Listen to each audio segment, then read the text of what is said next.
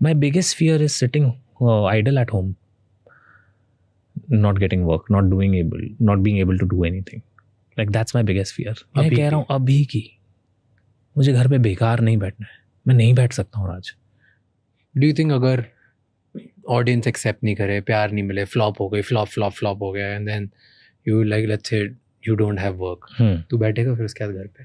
कुछ ना कुछ करूँगा मैं जाके, मैं कुछ ना कुछ कर लूँगा, मुझे मालूम है. मेरा ऐसा है, मैं कितना भी फ्लॉप हो जाऊँ, मैं मेरे दिल में फ्लॉप नहीं होने वाला हूँ. मैं अपने लिए फ्लॉप नहीं होने वाला हूँ. मैं अपनी आँखों में तो खुद को गिरने नहीं दूंगा. इसलिए I keep reinventing. Whatever I do, I do it for my heart. कभी खुद की आँखों में गिरे? आई थिंक यही यार लास्ट 2 साल पहले जो ये चीज़ हुई थी, when I disappeared from the public eye. हाँ, थोड़ा दुख हुआ मुझे कि I put my career side में and I started like focusing on my personal life, although I shouldn't feel bad about it, it's my choice. But then I also realized that this is something that really affects me.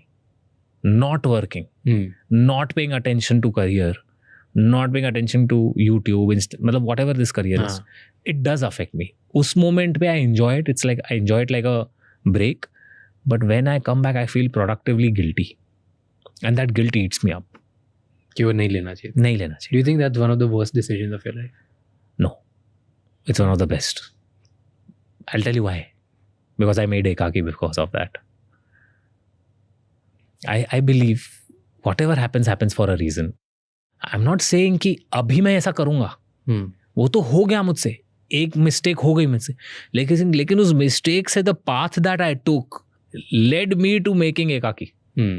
I do believe that if that part never happened, if I never got out of that stupid relationship, I would have never lost weight. I would have never lost weight.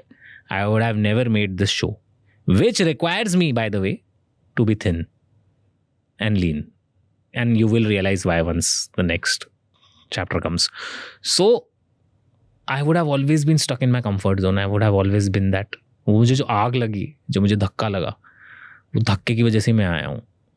कभी